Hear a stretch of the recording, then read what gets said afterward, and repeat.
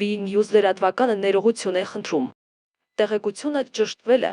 Սպասվում է առանց տեղումների եղանակ։ Օդի ջերմաստիճանը կբարձրանա։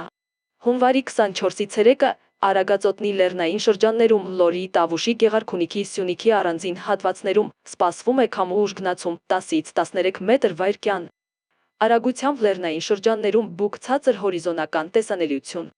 Հունվարի 25-ի գիշերը և առավոտյան ժամերին հանրապետության ավտոճանապարհներին սպասվում է մերկասառույց։ Այս մասին հայտնում են հիդրոօդերևութաբանության և մոնիթորինգի կենտրոն ՊՎԱԿ-ից։ Երևանում հունվարի 24-ից 3-ը 25-ից 29-ին սպասվում է առանց տեղումների եղանակ։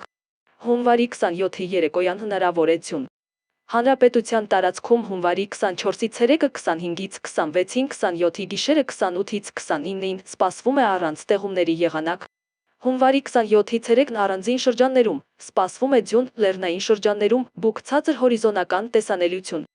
Քամին հարավարևմտյան 2-ից 5 մետր/վայրկյան։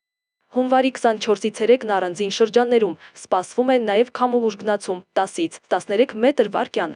Լեռնային առանձին հատվածներում բուք։ Հունվարի 25-ից 29-ի առավոտյան ժամերին Արարատյան և Շիրակի դաշտի ցածրադիր հատվածներում սպասվում է մառախուղ։